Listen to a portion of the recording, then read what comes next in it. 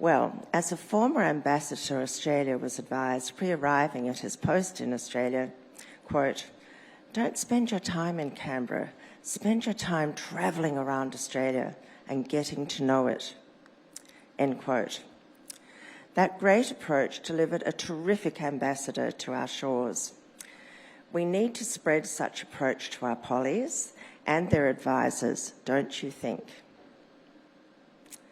I'd like to start with many of the actual costs and estimated costs for net zero, because I know there is a lot of concern with solar panels stretching everywhere. I hope they can come on the screen at some stage to show the huge extent that's proposed. That map was done by the IPA. And also, of course, the huge concern with the bird-killing wind power generators. But I think we also are just not looking at the costs involved for the agricultural industry. So please bear with me. I'm going to go through a few of these. Now, these costs are without GST. Costs could be reduced, of course, if government eliminated licence fees on all electric vehicles. But I don't hear yet that commitment. Just handouts for more climate research and government advisors, you know the type, who've never actually successfully run a farm, a station or other agricultural businesses. Well, the list. Two-wheeler petrol, 250cc motorbike, approximately $8,000. Electrical vehicle bike,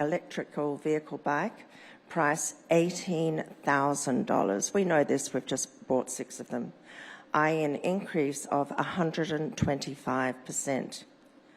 Now, please think of this 125% increase for EVs or electric vehicles as I go through the rest of the agriculture vehicle list. As most don't yet have electrical vehicle options suitable for the bush in Australia, so I'm having to use current vehicles, but bearing in mind it, as I said, it will be more. Side-by-side petrol, 1,000cc UTV buggy is approximately $40,000. Adding a 125% increase, that would be about $90,000. Lawnmower, John Deere, ride-on mower, approximately $15,000. These are the ones that are pre-electric vehicle. Standard V8 diesel single cab Toyota Land Cruiser Ute is approximately $129,000, fully equipped with bull bar, etc. Standard V8 diesel dual cab Toyota Land Cruiser Ute is approximately 190, I'm sorry, I can't read the figure, 135 maybe, I can't read, it's either 89 or I'll just try with the glasses. Oh, it's gone. Okay, just a moment. No, I still can't read it. 135, I think, K, fully equipped. Bobcat Caterpillar, $250,000. Telehandler, approximately $300,000. Tractors, the general rule of thumb is $1,200 per available horsepower. For instance, our 300 horsepower new diesel tractor at Liveringa, it's a station in the north of West Australia, is $360,000. Truck bogie, drive bogey, truck flatbed, approximately $400,000. Front-end loader, approximately $500,000. Dozer Caterpillar D6 diesel, approximately $600,000. Grader Caterpillar 140 M diesel, approximately $600,000 to $700,000. Last on this list, but of course there's others. Harvester, new harvesters, and $1 million. That was figure supplied by our great friend Tony Seabrook. Now, based on fossil downs, a station may require 8 to 10 work utes between $1 million. That's the cost of between $1 million and $1.35 million. Again, this is without the extra costs for GST or EV, depending on single or dual cab. 4 side-by-sides, $160,000. 6 motorbikes, $48,000. 1 lawnmower, $15,000. 1 grader, $600,000 to $700,000. 1 dozer, $600,000. 2 front-end loaders, $1 million. one telehandler, $300,000, one bobcat, $260,000, and two trucks, $800,000. Grand total, $4.623 million to $5.073 million. Again, that's without GST, without changing to EV. Replacing these with EVs when available, because many of them aren't, and when suitable for the bush. And let's not think there's lots of second-hand bush-capable EVs around to lower any prices. Many in the vehicle list aren't even in EV form available in Australia. If you take a guesstimate based on a 125% price increase for EVs, though likely to be more for larger vehicles, the cost to change to EVs for an average station like Fossil or Fossil Downs would be a staggering between $10.4 million and $11.4 million. It's a lot more than seeing windmills and, wind power generators and solar panels scattered all around the place. This is a very big issue.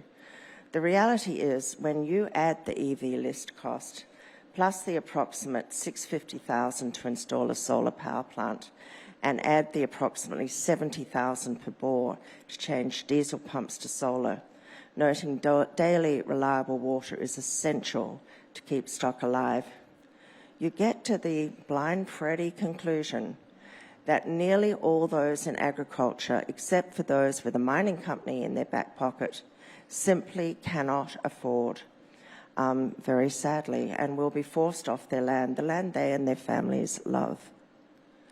What will happen to the availability of fresh food if farmers and others in agriculture are forced off their land? What will happen to food prices?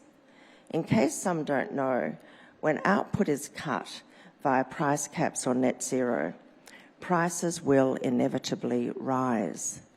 How will those on low and low to middle incomes, already in difficulty with the rising costs of living, with more rising costs to follow as we continue to embark towards net zero, be able to eat? And what food will we need to import? Will it be from Australia's pristine air and waters? No. My suggestion is that government commit now to giving those in agriculture the confidence to continue to invest and to continue growing the foods, wine, rum, other alcohol ingredients and soft drinks, drug components and materials we need to clothe us, and commit that those in agriculture will not need to invest more than, say, $200,000 on the government's net zero policies. Of course, this won't touch the sides of what's needed for the net zero agenda for agriculture, but any amount greater is either waived or, less preferably, paid for by the already overburdened taxpayer. Australia really does need more practical policies, policies that take into real account the consequences and costs of same, if we want to maintain our world-envied living standards. But instead, we have too many policies which are preventing the investment that we need to see, not only to improve them, but even to maintain them. The unit value of our commodity exports are currently approximately 30% higher than during the last mining boom, a time when annual mining capital expenditure peaked at over, or investment peaked at over $100 billion.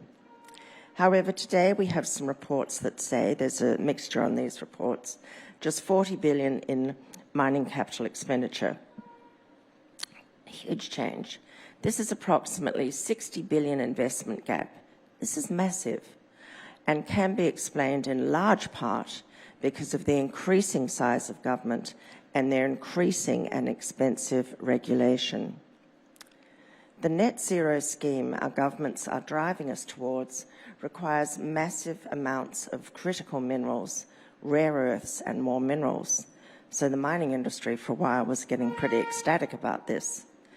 For instance, according to the International Energy Agency, IEA, onshore windmills for electricity generation take approximately 9 times the amount of minerals required for a gas-fired power plant of the same capacity. And also according to the IEA, the average electric vehicle takes 6 times the amount of minerals required for a non-electric vehicle. Australia should indeed have opportunities for critical minerals and rare earths and more minerals. But on the other hand, the government is delaying their exploration and development.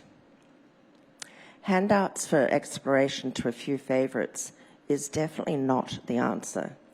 The reality is that given the time to get multi-government approvals and permits, Australia simply can't deliver these essential items to Australia or the world in the timeframes that are being proposed. I mean, we're talking decades to get through government approvals now for significant mines. You know, we've just got to bring some reality into this emotional discussion. In short, net zero targets are being forced upon industry, but government is standing in the way of timely developing the rare earths and critical minerals that are required. Fixing this is not a matter giving out millions for exploration to government favourites. Blind Freddy should be able to see it's a matter of urgently and significantly cutting government tape to be able to explore, develop, and timely mine